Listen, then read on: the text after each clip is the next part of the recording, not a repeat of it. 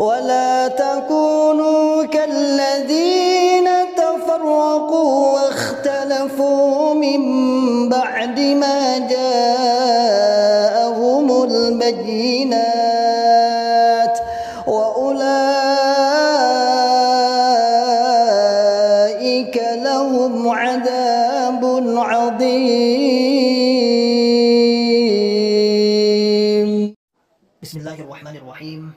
Assalamualaikum warahmatullahi wabarakatuh. Alhamdulillah, pembangunan PPTQ, pembangunan gedung kedua PPTQ Himah Aliyah insyaallah terus berlanjut. Saat ini sedang merapikan, yaitu 3 ruang kelas, kemudian 2 ruang asrama dan ruang guru, serta kamar mandi dan ruang makan.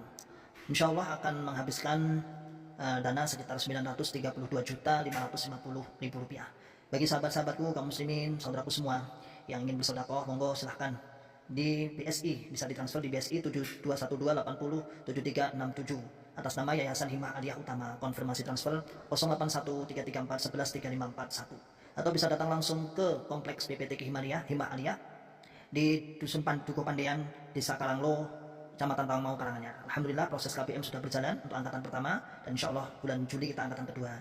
Monggo, masih kurang banyak, ada semen, ada keramik, ada lain-lainnya. Demikian, Assalamualaikum warahmatullahi wabarakatuh. Assalamualaikum warahmatullahi wabarakatuh.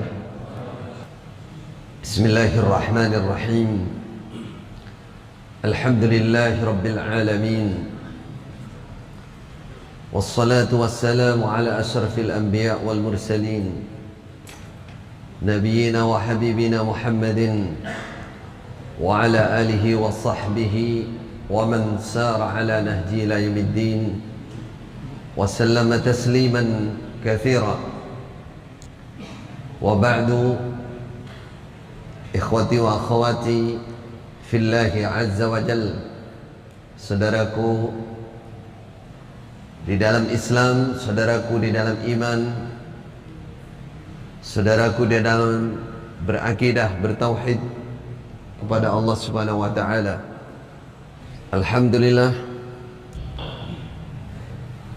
Alhamdulillah, kebahagiaan yang tidak terhingga pada pagi hari ini kita berkumpul untuk membuktikan bahwa kita bersaudara di dalam Islam, bahwa kita adalah orang-orang atau hamba Allah yang telah dipersaudarakan oleh Allah karena Islam. Innamal mu'minuna ikhwah fa aslihu baina akhawaykum. Islam datang untuk mempersatukan umat. Islam datang untuk mempersaudarakan umat, tidak memecah belah umat, tidak membuat umat bermusuh-musuhan. Karena hakikat atau tabi'i, gawan bayi manusia itu, wala yazaluna mukhtalifin walidzalika khalaqahum. Manusia itu tidak akan pernah berhenti dari yang namanya perselisihan. Itu sudah khilqah, bawaan. Islam datang untuk meluruskan hal ini menjadi ad-din, menjadi aturan yang harus ditaati. Bagi yang mentaati, itulah muslim sejati. Karena itulah Allah berfirman, wa'tasimu bihablillah jami'an wa la tafarraqu. Setelah di ayat 102 sebelumnya, Allah memanggil orang-orang Islam, orang-orang iman dengan sebutan ya ayyuhalladzina amanu taqullaha haqqa tuqatih wa la tamutunna illa wa antum muslimun wa'tasimu bihablillah jami'an wa la tafarraqu. Ketika kita dipanggil dengan panggilan wahai orang-orang yang beriman, apa kata sahabat Abdullah bin Mas'ud? Beliau mengatakan, perhatikan, konsentrasikan pendengaranmu ketika kamu dipanggil oleh Allah dengan sebutan ya ayyuhalladzina aman. Karena Allah akan menyampaikan hal yang sangat penting. Dalam surah Ali Imran ini dimulai dari hal yang paling tinggi, paling penting adalah hubungan kita dengan Allah. Ya ayyuhalladzina amanu taqullah haqqa tuqatih wa la tamutunna illa wa antum muslimun. Berusahalah tetap dalam Islam sampai ajal pati. Lalu hubungan kita dengan sesama manusia. Wa'tasimu bihablillah jami'an wa la tafarraqu. Hubungan kita di dalam beragama setelah kita menetapi Islam, maka kita harus berjamaah, bersatu. Dilarang berfirqah-firqah. Wa la takunu kalladzina khalu min qablikum wa la takunu kalladzina tafarraqu wa ikhtalafu. Oleh Allah diingatkan, jangan seperti umat terdahulu, di mana mereka umat itu telah iftirak, berfirqah-firqah. Yahudi menjadi 72, Nasrani 71 dalam sebagian riwayat. Jangan seperti mereka, berfirqah-firqah, wakhtalafu, berselisih. Tidak ada toleransi, tidak ada musamahah, sehingga masing-masing bersikeras dengan pendapatnya sehingga terpecah belah. Ini dilarang dalam agama. Innal ladzina farraqu dinahum wa kanu syi'a lasta minhum fi syai'. Allah menyatakan kepada Rasulullah sallallahu alaihi wasallam, innal ladzina farraqu dinahum, orang-orang yang memecah belah dinahum, agama mereka, Islam, sengaja dipecah belah. Wa kanu syi'a, mereka membentuk syiah, golongan-golongan menamakan Islam, dia yang paling Islam. Akhirnya berpindah, harusnya Islam, harusnya Muslim, ini ditambahi Islam jamaah. Nanti Islam apalagi? Islam KTP, Islam apa? Islam hanya satu. Dilarang memecah belah Islam. Muslim satu, muslimin satu. Wa kanu syi'a lasta minhum fi syai'. Kata Allah, Muhammad, kamu bukan termasuk mereka. Itu bukan sunnah kamu agamamu lepas cuci tangan dari agama seperti itu. Tidak boleh. Jadi larangan mutlak. Dalam Islam berpecah belah, harus ada namanya berjamaah, merajut, menguatkan ukhuwah Islamiyah. Itu yang ada. Jadi kalau ada sebuah golongan datang mengatasnamakan Islam, lalu menjauhi umat Islam yang lain, bukan hanya sekedar wadah, bukan hanya sekedar organisasi, bukan hanya sekedar aliran biasa, tapi dia nyata-nyata memisahkan diri dari umat Islam yang lain, bahkan mengaku paling Islam. Ini sudah menyelisihi, mukhalafah dengan ruhnya Islam. Ruhnya Islam di mana Allah menjadikan agama ini untuk mempersatukan umat. Makanya dalam Al-Quran banyak sekali, seperti dalam surah Al-Baqarah ya. Apa penyebab Yahudi Nasrani itu berpecah belah? Wa qalu lan yadkhulal jannata illa man kana hudan aw nasara tilka amaniyuhum qul hatu burhanakum in kuntum shadiqin.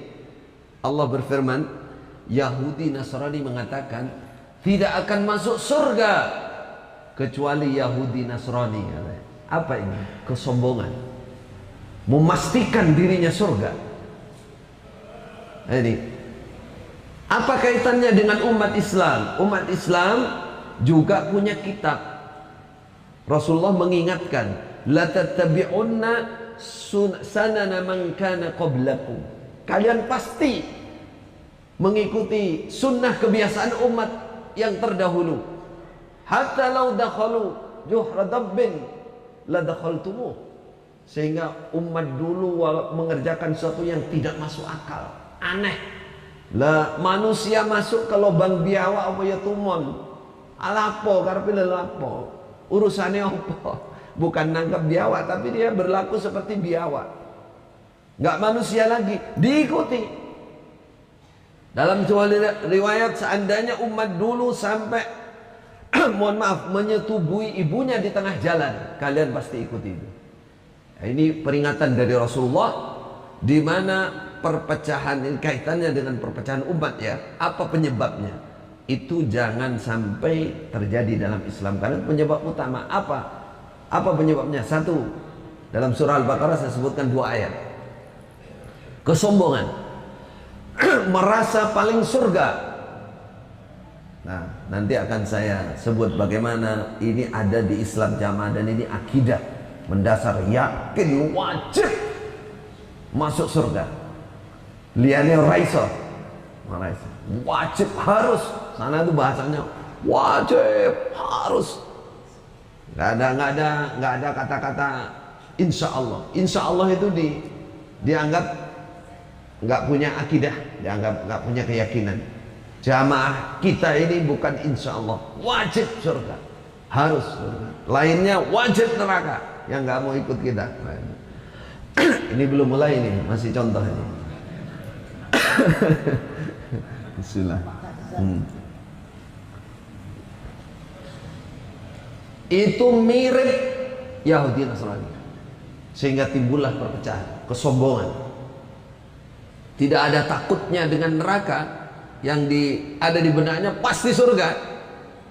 Nggak ada al-khauf war raja, muwazanah, balance antara perbandingan antara khauf dan raja, nggak punya. Rojaknya yang maju duluan, rujaan tok pokoknya, rojak. Harapannya tok yang didahulukan. Pasti surga, wes tenang Pak. Tadi jamaah kita ini mesti surganya. Nah, itu dia penyebab akhirnya menjadikan Islam ini berpecah belah, kesombongan. Ya, di ayat berikutnya katakan, wa qalatil yahudu laysatin nasara ala syai' wa qalatin nasara laysatil yahudu ala syai' wa hum yatluna alkitab. Artinya saling mengkafirkan. Coba lihat di dalam Ibnu Katsir, Ibnu Abbas bercerita dalam tafsir Ibnu Katsir bahwa ada utusan dari Najran, Nasrani Najran, pendeta Nasrani dari Najran datang, delegasinya datang kepada Rasulullah di Madinah. Kemudian Rasulullah mendatangkan juga pendeta Yahudi. Di depan Rasulullah mereka saling mengkafirkan, kafara ba'duhum ba'dha. Kata Nasrani, kamu Yahudi kafir, kafir kepada kitab Injil, kafir kepada Nabi Isa, kamu kafir. Yang Yahudi bilang Rasul, kamu yang kafir. Waqalatil yahudu laisatin nasara ala syai'. Nasrani tidak menetapi kebenaran apapun, mereka kafir. Waqalatin nasara laisatil yahudu ala syai'. Yahudi tidak menetapi kebenaran apapun walaupun dia pegang Taurat, dia kafir. Saling kafir mengkafirkan. Tuh, dua hal besar, kesombongan dan sembarangan. Apa sembarangan? Tidak mengikuti kaedah yang ditetapkan oleh para ulama bagaimana takfir yang benar itu. Akhirnya apa? Timbullah namanya perpecahan. Islam datang untuk menyatukan umat, untuk merajut kebersamaan, persaudaraan, dari manapun dia, dari nasab manapun, dari kabilah manapun, dari golongan manapun.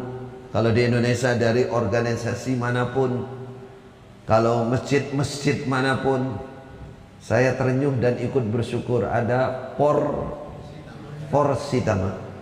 Ini perlu ditularkan ke Jawa Timur insya Allah. Saya tadi duduk langsung punya dapat hal yang baik di sini. Saya belum menjumpai ini di tempat lain. Ini baru satu desanya. Ini bagian dari ibadah kita, kesungguhan kita mempersatukan umat. Karena Islam itu lambangnya ada di masjid, penentunya ada di masjid. Kalau masjidnya ramai, berarti Islamnya maju. Pasti. Ramai dalam arti ramai makmur. Innama ya'muru masajidallah man amana billah wal yawmil akhir wa aqama as-salah wa ata az-zakah wa lam yakhsha illallah. Wa lam yakhsha illallah. Ramai masjidnya. Ramai masjid untuk kegiatan ibadah. Apalagi ada kebersamaan. Ada kebersamaan. Ini menunjukkan jelas secara lahir bahwa ini bagian dari wa'tasimu bihablillah jami'an wala tafarraqu. Ada 30 masjid. Nggih, benar. Di antara 30 tidak ada satu masjid Islam jamaah pun yang bergabung. Nah, ini indikasi jelas ini. Mau jami'an apa mau tafarraqu? Tapi mereka perasaannya ya jami'an. Yang tafarraqu yang jenengan semuanya sudah bersatu nih. Itu. Nanti kita rinci. Jadi saudaraku, para pengurus takmir masjid dan para muhajirin sebagian hadir, kita perlu menyikapi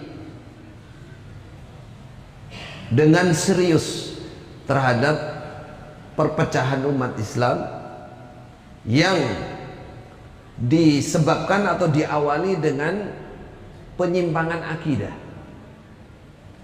Dengan penyimpangan akidah. Karena ini akan merusak Islam dari dalam. Dari dalamnya rusak. Terus juga mencoreng nama baik Islam juga. Mengatasnamakan Islam, tapi sebenarnya sudah bukan akhlaknya orang Islam. Sudah bukan akhlaknya orang Islam. Ketika kita berhasil menyatukan umat sesuai dengan apa yang kita mampu, maka disitulah nilainya ibadah yang sangat tinggi. Karena berarti menghidupkan Islam, menjayakan Islam. Al-Islam ya'lu wala yu'la alaih.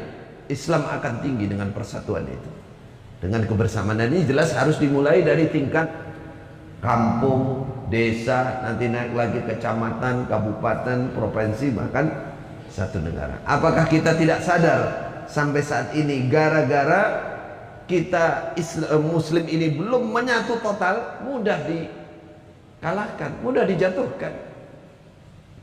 Bagaimana mayoritas masyarakat atau rakyat Indonesia ini adalah Muslim. Dari Arab sana dilihat, wah, top mayoritas rakyatnya adalah Muslim. Tapi bagaimana keadaannya? Persatuan, kesatuan, kebersamaan umat Islam masih terjadi apa ya? Penurunan, bahkan belum naik. Maka ini perjuangan bagi kita untuk mewujudkan hal ini, dimulai dari menyikapi atau membendung paham-paham yang membuat pecah belah umat ini. Nah, dalam kaitannya di sini saya diminta untuk membeberkan, menjelaskan secara ringkas mawon ya. Kalau detail ya sehari dua hari belum tentu selesai. Tentang bagaimana penyimpangan yang terjadi di Islam jamaah. Mungkin perlu dikenalkan terlebih dahulu bahwa saya dari kecil ada di Islam jamaah. Dan dari kecil sebagai muballigh atau dai atau ustadz di Islam jamaah. Kok dari kecil? Iya, dari SMP, lulus SMP. Saya sudah jadi ustadz di Pondok Pusat Islam Jamaah. Belum balik saya sudah jadi ustadz di sana, walaupun ustadz bacaan. Tapi juga akhirnya makna keterangan Al-Quran, karena di sana ada istilah mangkul dengan cepat.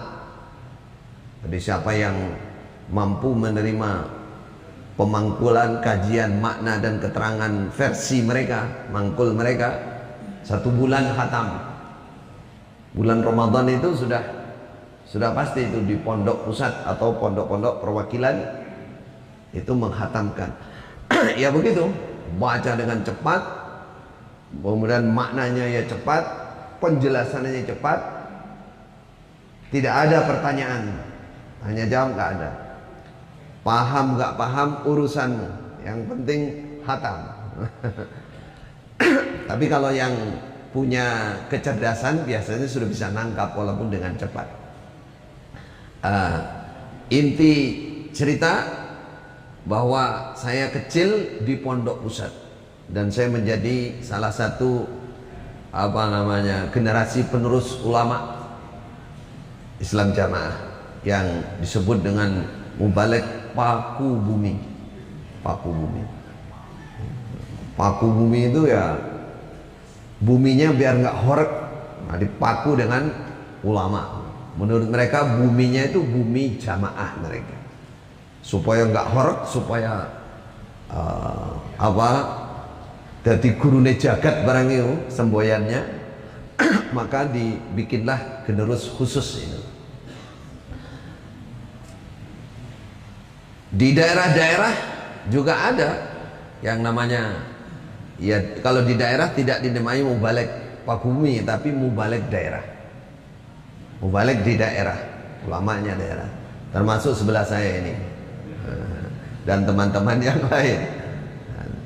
Jadi singkatnya, Allah membuka jalan untuk pribadi saya dan teman-teman khususnya yang ada di pusat, yang mereka senang dengan ilmu.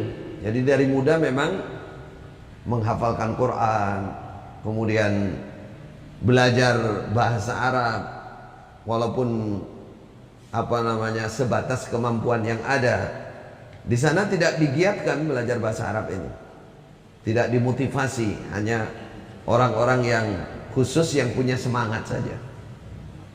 1993 saya masih SMA atau masih SMA waktu itu, haji ke Mekah.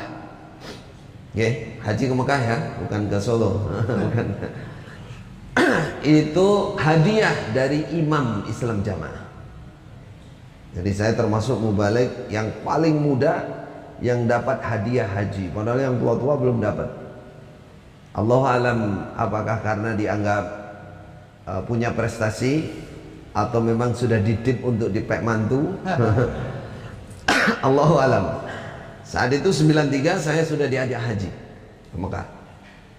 Kemudian saya kembali lagi 95, 97 untuk menghatamkan hafalan Quran di sana.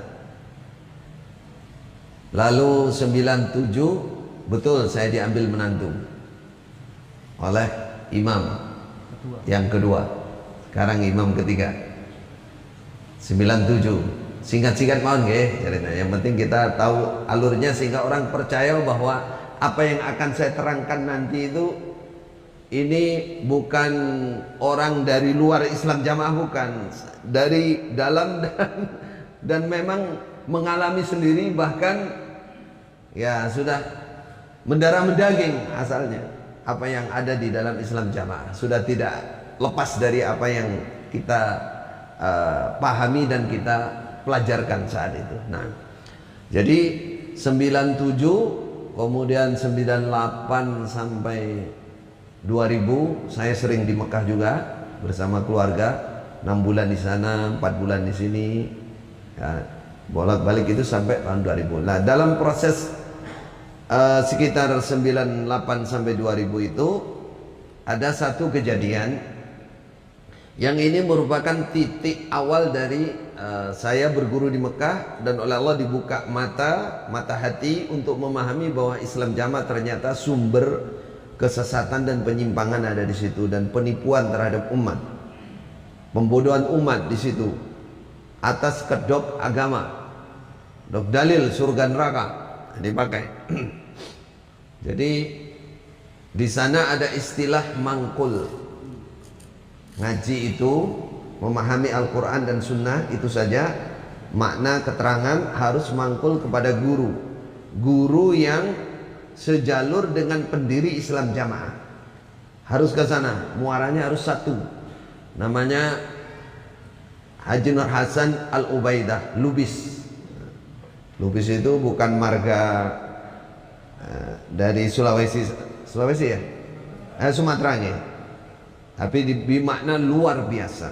Artinya tidak ada yang lain yang luar biasa kecuali satu orang ini. Jadi harus mangkul jalur ke situ. Nah, yang kedua, mangkul itu harus dibuktikan dengan sanad. Harus dibuktikan dengan sanad muttasil. Jadi gurunya siapa sampai Rasulullah, sampai penyusun kitab sampai Rasulullah. Nah, kebetulan yang menjadi doktrin utama, dasar sekali masalah itu di Islam Jamaah. Jadi ngaji harus berguru satu jalur itu, kemudian harus bersanad. Pada saat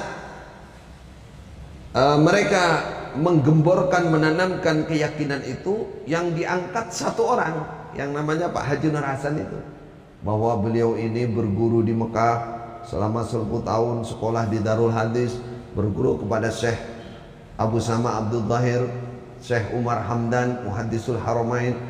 Wah, itu, dan memiliki sanad kitab hadis yang dimiliki, bahkan dia sudah ahli hafal 49 kitab hadis. Dan mereka sebenarnya 40 hadis, 40 kitab, 49 kitab hadis. Pokoknya nggak ada orang lain di Indonesia ini. Ya satu itu.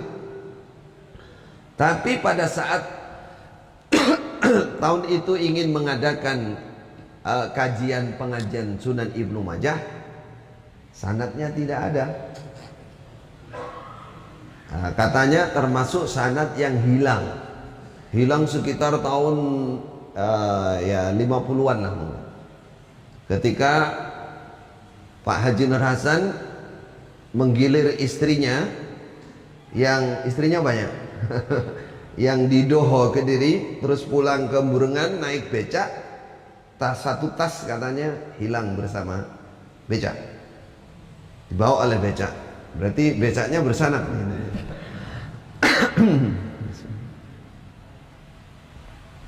Berangkat dari situ, karena sanad tidak ada, akhirnya harus mencari sanad. Ketemulah satu sanad dari Thailand, namanya Syekh Abdul Karim, Thailand. Senang mereka dan sudah siap untuk mengadakan kajian. Saya yang tidak setuju. Cuman dalam hati saya, dalam hati saya berontak. Kalau Thailand ada, masa Mekah tidak ada? Soalnya apa? Soalnya selama ini Mekah ditutup, Mekah itu sesat dan tidak ada. Pokoknya setelah kepulangan Pak Haji Nur Hasan, Mekah itu sudah tidak ada kemurnian lagi. Yang ada adalah kesesatan. Nah, sanad-sanad apa semua nggak ada, ditutup. Semua pahamnya Islam Jamaah begitu. Nah, saya sendiri melihat Syekh Abdul Karim dari Thailand ini punya sanad dari Mekah juga. Oh, berarti ada dong di Mekah dong. Nah, saya nggak terima dalam hati, saya harus cari di Mekah. Akhirnya saya berangkat ke Mekah. Singkat cerita, saya dapat dari Syekh Yahya, dari guru dulu, guru di Darul Hadis, Syekh Darul Hadis, kemudian ke Ma'had Haram, kemudian di Masjidil Haram. Beliau ngajar di Masjidil Haram. Nah, dapat di situ. Pulang saya kasihkan mertua saya, ini di Masjidil Haram ada sanad. Saya dapat dari Syekh Yahya. Apa kata beliau waktu itu?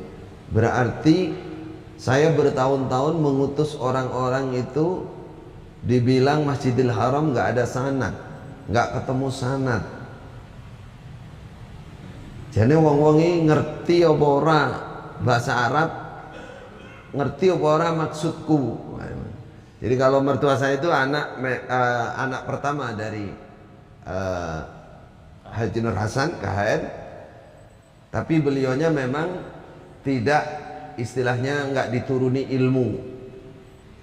Nausorob yang nggak ngerti bahasa Arab, yang nggak ngerti semangat, tapi orangnya masih agak terbuka. Setelah kejadian sanad itu saya dapatkan itu mulai beliau itu terbuka.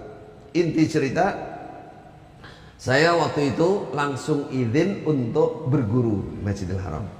Itu mulai tahun 40 sampai kurang lebih tahun 2000. Berapa tahun tuh? 60 tahun tidak ada tradisi ngaji ikut Masjidil Haram. Yang ada itu Masjidil Haram sesat, menyesatkan. Itu yang ada. Berapa tahun? 60 tahun Islam jamaah ditutup total, tidak ada Masjidil Haram, nggak ada kemurnian. Mulai saat itu imam yang kedua, mertua saya ini mulai kebuka hatinya. Saya bilang, "Bah, saya harus nyuwun izin sakit meguru langsung dengan saya ya." Beliau jawabnya, "Oh iya, kamu udah lama nih, tapi harus pakai visa yang resmi." Nah, sejak itu saya berangkat. Singkat aja ceritanya, berapa bulan saya sudah sadar, sudah paham betul, wah ini tidak benar ini. Ini bukan dari Mekah Madinah, bukan dari Quran hadis yang mangkul ini, yang maksur, yang dari para ulama, bukan Mekah Madinah juga. Berarti ini ada penyimpangannya, Allah alam di mana ini, bagaimana perjalanannya. Intinya saya di sana bertahan sampai kurang lebih 2010. 2010 lalu pulang bersama 3 teman saya, namanya Ustadz Abdul Aziz, kemudian Ustadz Abdullah Mas'ud, ingin membenahi Islam jamaah dari dalam. Kenapa? Karena ini amanat.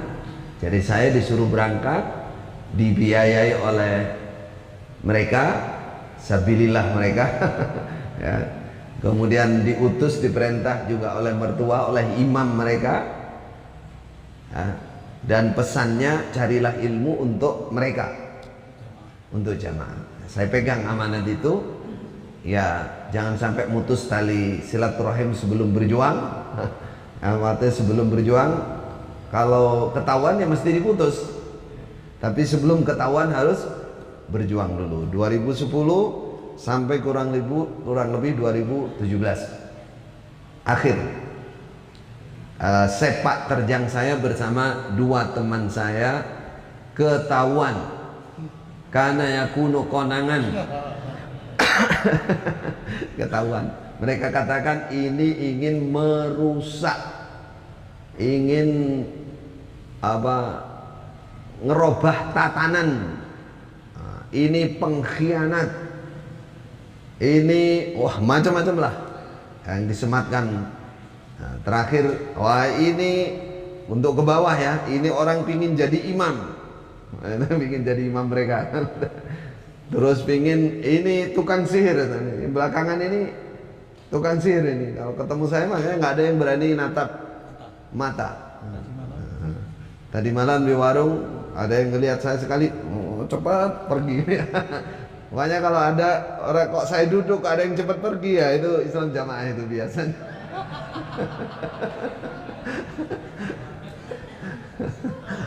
Ketahuan. Jadi apa saja kira-kira yang penting ya, yang penting-penting aja di sini yang perlu kita sebutkan, nanti bisa diperjelas dalam tanya jawab insyaallah. Yang pertama, mereka membawa ayat-ayat atau hadis-hadis yang berisi tentang kewajiban berjamaah dan berimamah kepada golongan mereka. Ini intinya. Jadi kalau bertemu misalkan ayat wa'tasimu bihablillah jami'an wala tafarraqu. Ini jami'an yang dimaksud di dalam ayat itu, tetapilah agama Allah, Al-Quran dan Sunnah dengan berjamaah. Mereka katakan ini jamaah kami. Wala tafarraqu, jangan berfirqah-firqah seperti mereka.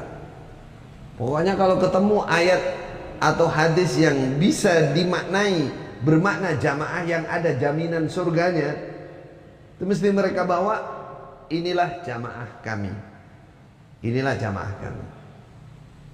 Jadi pemaksaan makna, penyelewengan makna untuk mengkultuskan seseorang atau menta'assubkan, menghizbiyahkan golongannya.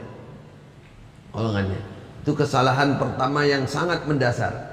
Kalau tadi saya nyebutkan secara ilmu tadi, secara ilmu mereka punya sistem mangkul bersanad tapi satu jalur. Itu yang membuat mereka tersesat dari sisi keilmuan, sehingga nggak punya perbandingan.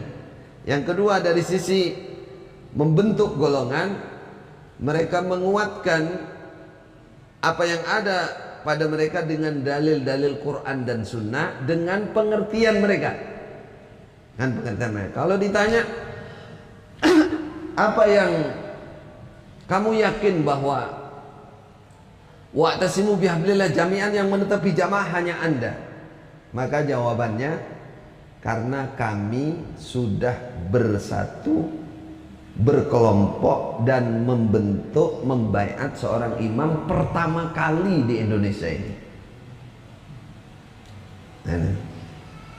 Pertama kali di Indonesia ini sudah dibaiat dari tahun 41. Dari tahun 41. Berarti lainnya siapa saja kelompok yang membuat harus ikut kami. Apalagi yang belum membuat kelompok, yang tidak ikut berarti firqah. Berarti firqah melanggar ayat ini. Hadis yang selalu dipakai contohnya man arada bubuhatal jannah falyalzamil jamaah. Siapa yang ingin masuk di tengah-tengah surga, maka tetapilah jamaah. Nah, itu mereka langsung. Untuk di Indonesia ini, bahkan yang awam itu perasaannya seluruh dunia. Nah, yang dimaksud dari hadis ini adalah jamaah kami, golongan kami. Jadi semua nanti ayat hadis semua ditarik, kami menetapi ayat ini, kami menetapi hadis ini. Alasannya karena sudah punya imam, sudah berbaiat dari tahun 41. Kalau ditanya tahun 41 sudah dibaiat, bagaimana cara baiatnya? Dibaiat oleh keluarganya, 3 orang. 3 orang. Lalu pakai dalil apa?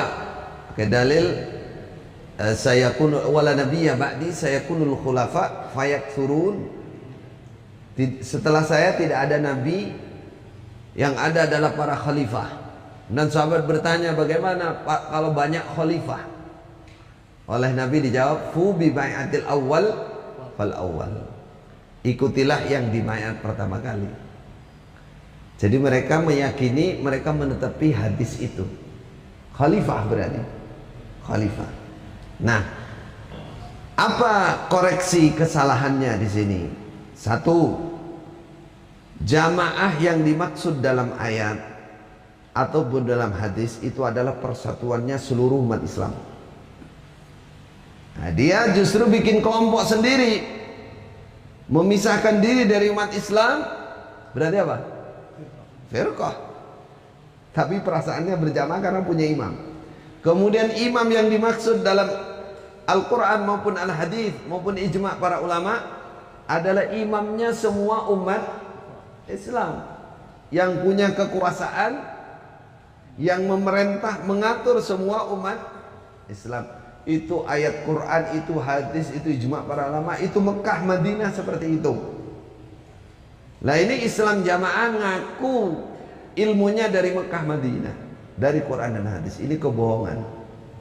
Ini pembohongan publik ya, penipuan. Kita nggak bisa memastikan dari mana asal usulnya, tapi tanda-tandanya sejak awal ya seperti itu, bukan berubah di tengah jalan. Dari awal seperti itu. Jadi membentuk hizbi, membentuk asabiyah, lalu mengambil dalil-dalil dari Quran dan hadis. Itu yang pertama. Jadi mereka membentuk jamaah, membentuk golongan, lalu menamakan dirinya jamaah. Yang dimaksud dalam Quran hadis ya jamaah kami. Padahal ini kesalahan. Lalu yang kedua, mereka mengkafirkan siapapun yang tidak ikut bergabung dengan mereka. Mudahnya gitulah kalimatnya. Kenapa dikafirkan? Pertama tadi, karena mereka menganggap jamaah mereka yang paling sah. Padahal cara memahami dalil salah. Tidak sesuai dengan ijma'nya para ulama, tidak sesuai dengan pemahaman Mekah Madinah juga nggak sesuai. Ya.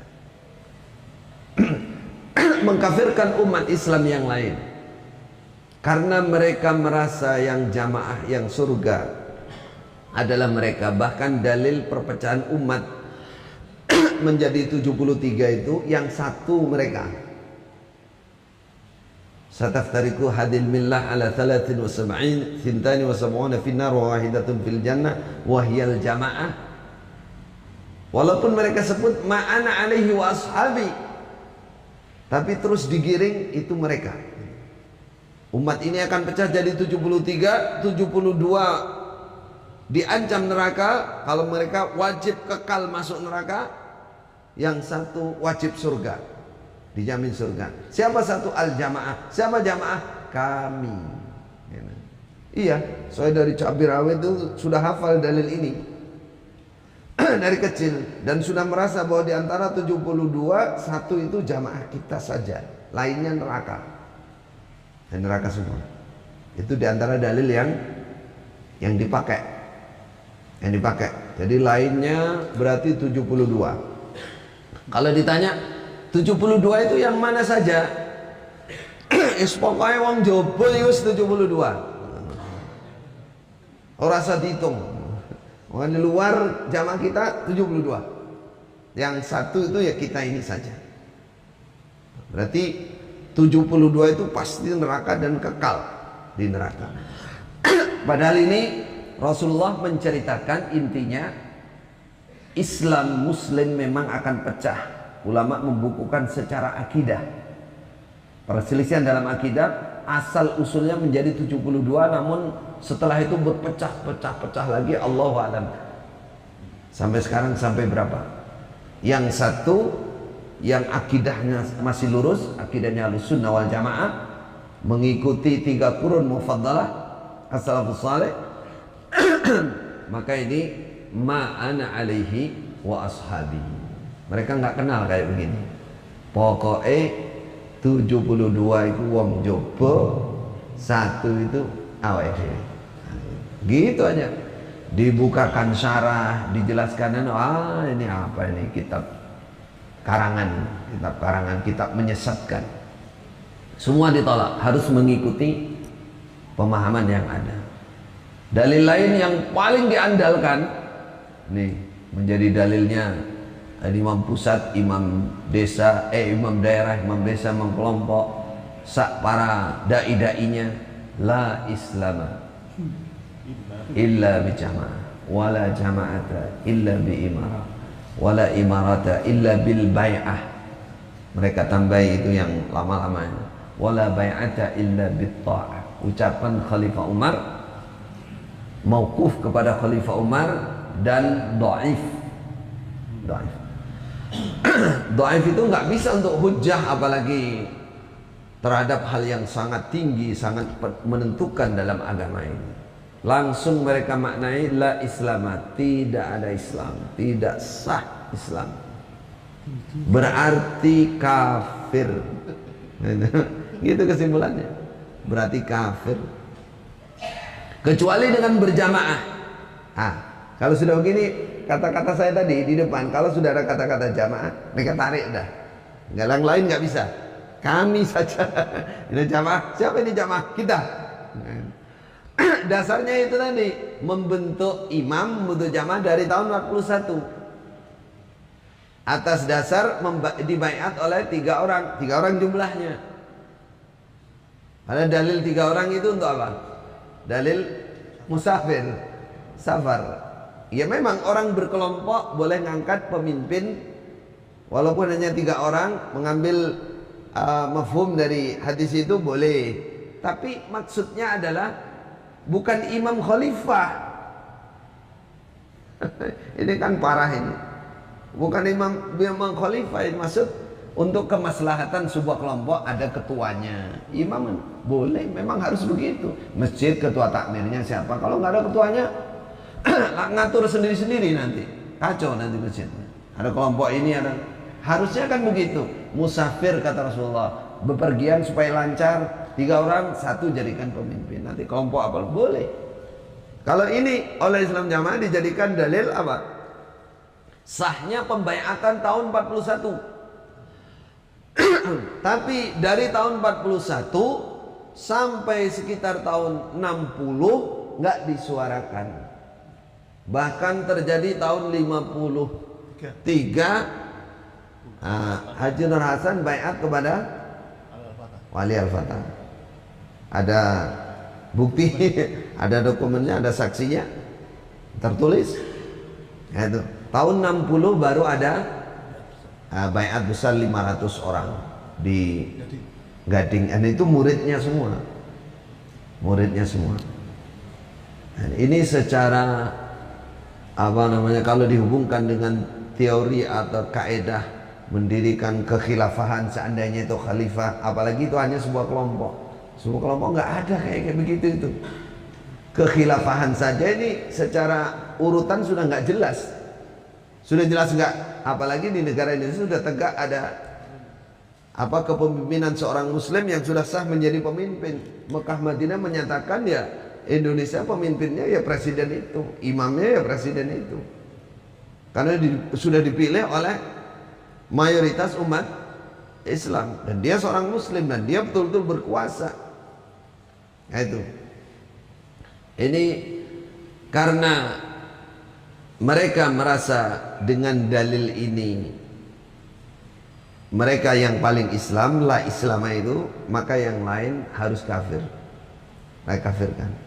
Dan masih banyak dalil-dalil lain yang mereka ambil untuk menguatkan keyakinan itu, itu mengkafirkan umat Islam.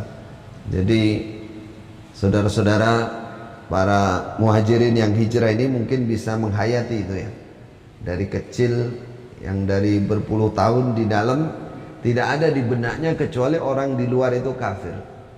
Bahkan saya pribadi ya, kalau saya sekarang curhat sampai dari itu merasa sak masjidnya lah kafir. Iya, tak masjidnya ini. Apalagi lihat masjid ada beduk kentongan itu. Wah, jadi sudah syirik itu. Dulu begitu rasanya. Saking doktrin itu betul-betul masuk. Jadi nggak ada mau sholat di masjidnya orang lain itu nggak ada. Ada nggak yang mau sholat di sini di tetangga-tetangga kita Islam Jamaah? Tidak ada. Belas. Kecuali nanti kalau kepepet dia baru budi luhur. Budi luhur kata mereka, foto Nabi Tona. Jadi sebenarnya intinya di dua ini. Dan kalau kita simpulkan, ini bukan dalil Quran hadis dengan pemahaman yang benar. Ini bukan sesuai dengan ijma' atau ittifaq para ulama. Ini juga tidak sesuai dengan Mekah Madinah. Tidak ada yang seperti itu. Ini penipuan umat. Kalau dilihat sebenarnya ini tujuan utama, kalau mau disimpulkan, adalah membuat firqah, membuat hizbi, membuat golongan, mencari murid supaya punya loyalitas, ketaatan yang tinggi kepada sang imam. Itu jelas. Nah, yang kedua, UUD. Anda ini tahu. Nah, bukti utamanya adalah ada semacam mereka katakan ijtihad, tarikan bulanan yang diwajibkan 10%, ada 7,5, ada 5, ada 2,5, tapi rata-rata sekarang mereka bikin hitungan nisab dari nilai harta kepemilikan. Jadi rumah dihitung, mobil dihitung, kalau nilainya sekian, maka setiap dapat rezeki 1 bulan harus mengeluarkan sekian. Yang nilai kepemilikannya sekian. Jadi sampai ada yang 2,5, tapi sekarang jarang sekali. Mayoritas 10%. Saya dan teman-teman selama 7 tahun di dalam ingin membenahi 3 pondasi kekeliruan ini. 4 kalau dirinci. Dari sisi keilmuan yang mereka katakan sistem mangkul itu, kemudian takfir, kemudian bentuk jamaah dan imamah, kemudian penarikan sedekah yang diwajibkan ini. Kalau ini mereka bisa hilang, insya Allah kembali ke pangkuan umat Islam, sama seperti organisasi yang lain, sama dengan kelompok-kelompok pengajian yang lain. Itu sudah lumayan. Tapi karena mereka sampai sekarang masih bersikeras terus mempertahankan itu, dan semakin rapat untuk menutup itu. Di sana ada namanya Fatonah, Bitonah, Budi Luhur, Sobat, Obat, Pokat. Nah ini nih. Mungkin yang nggak pernah di sana, oh boy. Nah ini untuk perjuangan mereka supaya terus eksis dan tidak terganggu keyakinan mereka. Makanya kalau dari bapak-bapak, dari para takmir kok melihat kayaknya mereka baik-baik saja itu, misalkan ada yang macam, ya karena ada 6 ini, ada 6 itu tadi. Fatonah, Bitonah, Budi Luhur. Fatonah itu harus pinter, harus jadi mbahnya politik. Kalau mereka berpolitik, kita harus jadi mbahnya politik. Kalau mereka bajingan, kita harus jadi bajingan tengik. Nah, Fatonah mereka harus pandai berstrategi bagaimana bisa menang, saya ngalahkan. Bitonah supaya menyimpan rahasia. Simpan rahasia yang kira-kira kalau dibuka akan menyebabkan pergerakan mereka tidak lancar, harus disimpan. Masalah imam, baiat, persenan tadi harus simpan. Mereka kalau ditanya pasti tidak ngaku itu nikah dalam dan lain-lain, pasti disembunyikan oleh mereka. Bitonah, Budi Luhur itu berpura-pura baik. Nah ini yang kalau saya ingat ini, saya pernah nangis saya. Ya Allah, bertahun-tahun sebenarnya senyum saya ini bisa jadi pahala kepada saudara Islam yang lain. Ini nggak berpahala. Mana senyumnya pura-pura? Senyumnya pura-pura, ngasih sesuatu sedekah harusnya dapat pahala, ini hanya hilang-hilangan saja. Nggak ada niat ikhlas, nggak ada niat cari pahala kalau sudah ngasih wong Joko ini. Makanya jangan jadi tetangga nanti dapat daging korban, dapat katanya beras dari zakat. Itu bukan beras zakat, itu memang mereka nyendirikan khusus untuk orang luar. Dan mereka nggak niat apa-apa, kayak wong Jopo, Budi Luhur gitu aja, supaya mereka nggak ganggu kita gitu. Jadi dianggap kita itu yang di luar mereka. Dianggap Abu Jahal, yang perlu dianggap Abu Sufyan, perlu ditaklif, dikasih sesuatu supaya nggak ganggu. Itu namanya Bitonah, Budi Luhur. Budi Luhur, budi yang baik. Kalau aslinya kan bagus itu, akhlakul karimah kan. Tapi akhlakul karimah dengan kepura-puraan, pura-pura baik. Itu pasti begitu. Nama ada sobat, obat, pokat. Sobat itu mencari teman sebanyak mungkin, mendekati. Makanya ada organisasi mereka itu harus orang yang lihai dalam masalah ini. Gambui bahasanya, gambui pejabat, gambui ulama, gambui takmir masjid. Hati-hati, hati-hati. Apalagi mereka mencium saya datang ke sini, wah, nanti mungkin sore atau besok dia akan datang satu persatu apa yang ditugaskan. Hati-hati kalau bawa amplop isinya merah, itu uang merah. Hati-hati. Mereka punya istilah uang merah. Uang merah itu uang hasil riba. Kalau dari bank itu dibagikan kepada anjing-anjing, hewan-hewan yang di luar mereka. Memakan sama ulaika kal an'am bal hum adall. Mereka itu binatang, lebih sesat daripada binatang. Jadi nggak apa-apa ngasihkan makanan haram kepada binatang.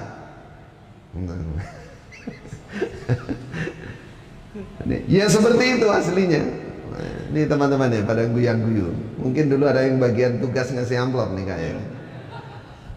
Itu ada petugas namanya sobat itu disebut obat. Di situ riswah itu obat. Pokat ke apa namanya, kekuasaan dan diplomasi. Ya, yang dimaksud ya harus pandai-pandai menjaga rahasia yang ada pada mereka. Itu secara umum. Kalau rincinya nanti bapak-bapak dari Tamil bisa kasih tulisan syubhat yang sudah kita tulis, bisa untuk baca-baca, atau langsung tayangannya di YouTube sudah ada. Tinggal dengarkan. Jadi dari takfir ini, dari keyakinan takfir, maka ini cabangnya sangat banyak sekali. Dengan takfir ini mereka sudah tidak boleh atau tidak sah, tidak boleh sholat di belakang diimami oleh orang luar. Kalau ngimami nggak apa-apa. Kalau ngimami urusan belakang orang sah kabeh, nggak apa-apa, aku sholat dewean nih ngimami. Tapi kalau diimami itu mutlak nggak boleh, nggak sah. Tidak boleh nikah dengan selain kelompoknya, selain Islam Jamaah.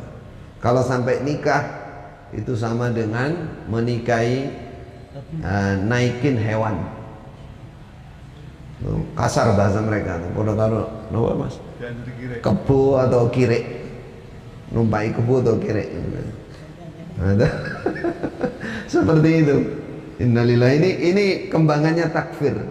Karena mengkafirkan itu. Nggak boleh nikah, nggak boleh bagi waris.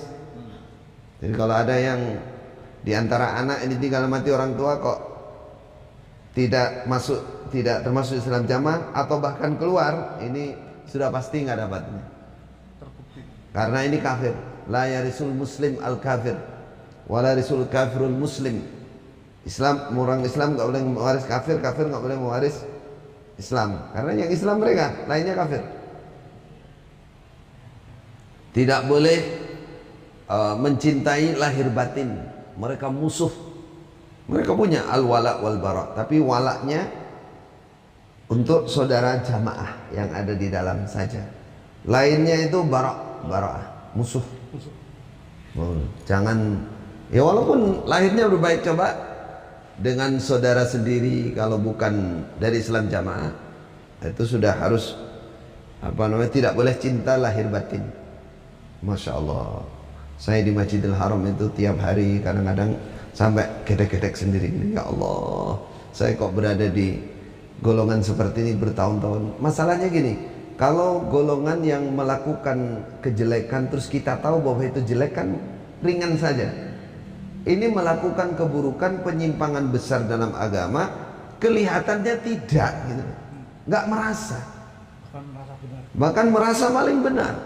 Itu yang paling kita kalau boleh disesali, itu yang disesali. Ya Allah, tapi ya di balik penyesalan itu ada kesyukuran. Alhamdulillah Allah menyelamatkan dengan dibuka ilmu oleh Allah. Jadi nggak boleh waris mewaris, nggak boleh nikah menikah, nggak boleh mencintai lahir batin. Banyak sekali kembangannya. Nah, bahkan kalau yang keluar, wah ini lebih lagi, gelarnya itu aduwullah, iblis, Abu Jahal. Jadi seperti saya ini, alhamdulillah min dzalik, iblis, ketuanya iblis saya. Ketuanya Abu Jahal, saya Abu Jahalnya. Musuh Allah, aduwullah. Mereka katakan Khalil aduwullah gitu. Iya. Bahkan beritanya banyak yang kunut sekarang. Kunuti musuhnya Allah, waliyadzubillah. Waliyadzubillah, hasbunallahu wa ni'mal wakil. Ini gara-gara takfir. Jadi yang keluar dianggap murtad. Nah, kalau teman-teman di daerah banyak yang mengalami persekusi, diusir dari rumah, tidak diaku sebagai anak, diceraikan dari istri, bahkan suami diceraikan oleh istri loh cuma. Sampai kebalik-kebalikan. Suami biasanya kan istri diceraikan, ini enggak, suami yang dianggap murtad diceraikan oleh istrinya, digugat cerai maksudnya, enggak ceraikan. Pokoknya dan sampai ada yang cerita begitu itu saking parahnya itu. Ini istrinya bilang, Mas, nek sampean terpengaruh jarak tak pegat sampean. Yang laki-laki ini guyu, innalillahi, ini gara-gara takfir dong, bojo ya istri bisa megat suami ini piye ceritanya. Saya tanya, "Napa awak mau ngono kuwi? Kenapa kamu gitu?" "Wah, mesti kongkon Pak pengurus ngono kuwi kuat megat sampean. Sampean lanang apa wedok?" Sampai kebalik itu saking marahnya itu, sampai melanggar aturan yang sangat luar biasa. Memutus hubungan kerja, memutus family, harus putus. Nggak boleh datang dan nggak boleh didatangi. Coba, takfir itu luar biasa, luar biasa. Nggak boleh mendengarkan, nggak boleh melayani. Yang punya hubungan bisnis pasti putus itu, harus diputus. Nggak boleh membantu, nggak boleh semua. Itu gara-gara takfir, Jadi bahaya kelompok Islam Jamaah ini sebenarnya kalau sekarang belum kelihatan. Nggak begitu kelihatan, artinya itu bahaya untuk secara umum lah. Kalau secara khusus kelihatan yang saya sebut itu tadi, membahayakan untuk kesatuan negara Republik Indonesia, bahayanya untuk umat Islam secara umum belum kelihatan. Kenapa? Karena mereka belum punya kekuasaan. Kalau punya kekuasaan bahaya, karena itu akidah.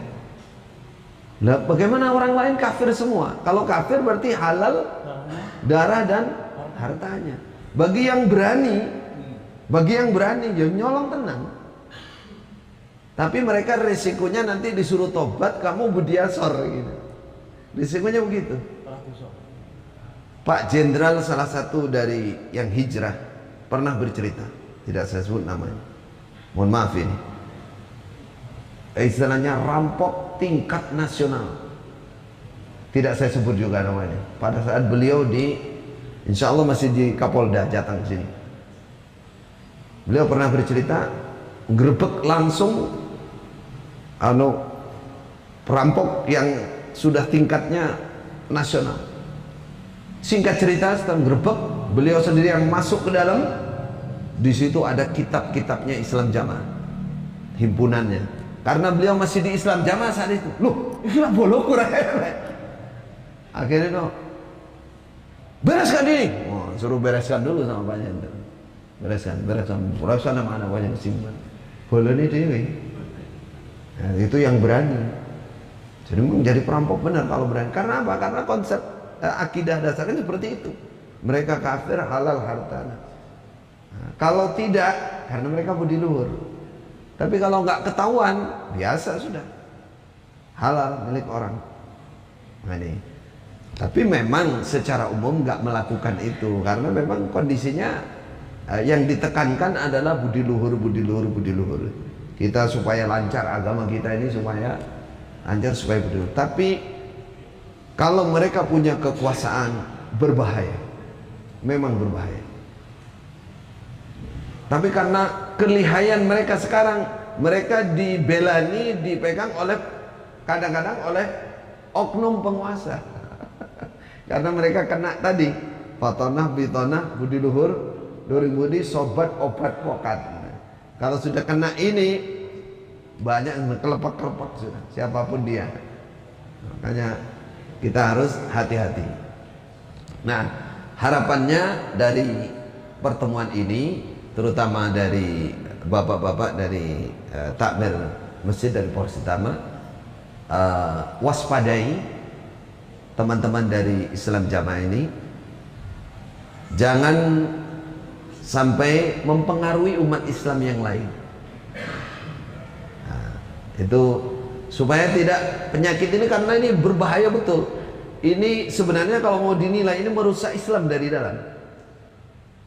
Dan bagaimana tidak merusak akidah? Coba jenengan coba bayangkan sekarang, masuk akal apa tidak bahwa Islam itu berarti Islam kan 5 rukun Islam, bisa sah kalau baiat ke imam mereka. Nah coba masuk akal buatan ini kan, ini kebohongan dan ini orang-orang awam itulah kasihan yang di bawah. Mereka di bawah itu seakan benar pernyataan ini, keyakinan ini. Ini kan merusak Islam dari dalam. Allah Rasul menyatakan 5 rukun Islam berarti muslim. Bahkan seorang yang baru masuk Islam, baru syahadat, dia sudah muslim. Mereka tidak. Tidak, ora kanggo Islam untuk sholat, mau puasa, mau kabeh ora kanggo. Kecuali berjamaah, berbayat. Maksudnya coba, ini palsu nopo badan? Merusak akidah apa tidak? Merusak ini. Merusak akidah. Bukan hanya menambah rukun Islam, ini mensyaratkan sahnya Islam itu berarti 5 rukun Islam dengan berbaiat, dengan masuk bergabung dengan ini merusak akidah, merusak Islam dari tidak terasa mereka tapi. Nah, gimana bisa terasa orang akidah juga nggak belajar, nggak dibelajarkan, nggak diketahui. Maka harus diwaspadai ini orang-orang Islam jamaah ini jangan sampai berkembang ke kanan kiri sampai yang lain katut. Apa katut ini? Terpengaruh masuk bergabung dengan mereka dengan iming-iming surga itu. Kalau nggak ikut neraka. Nah, itu. Yang kedua, ada kewajiban amar ma'ruf nahi mungkar. Walaupun bapak-bapak tidak bergerak sendiri, atau kalau mungkin bisa bergerak sendiri, mendatangi tokohnya, berbicara yang enak, yang baik.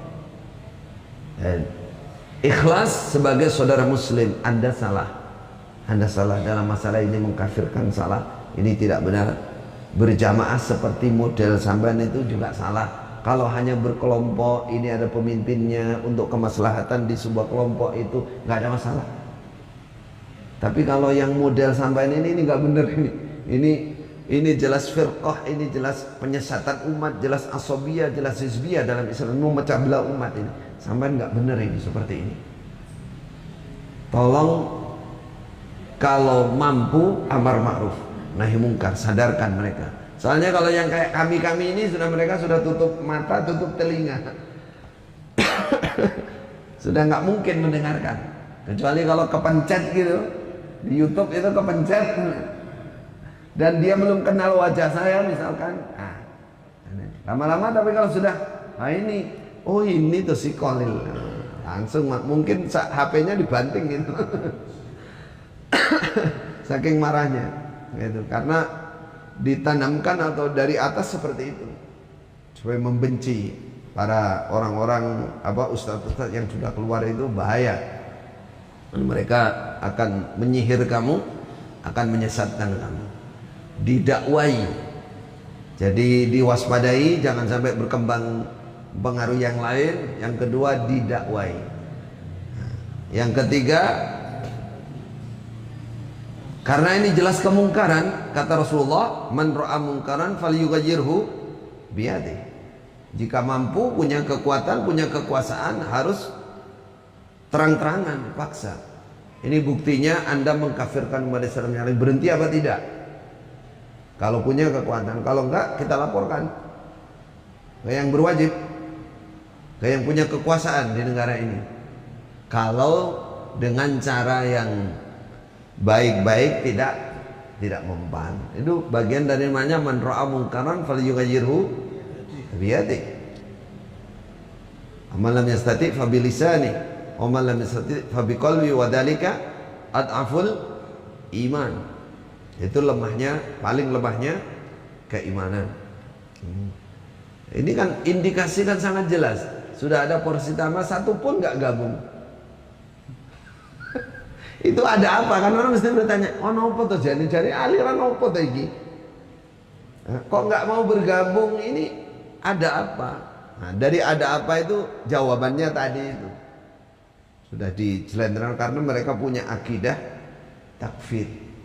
Akidah takfir, mengkafirkan umat Islam yang lain. Itu. Semoga penjelasan singkat ini bisa menjadikan sesuatu yang pencerahan untuk kita semua, sehingga kita bisa mewaspadai, bisa waspada dengan aliran tidak hanya Islam jamaah, mungkin ada yang sejenis ini, kita juga harus waspada. Semoga Allah berkahi kita semua. Baik. Assalamualaikum. ولا تكونوا كالذين تفرقوا واختلفوا من بعد ما جاءهم البينات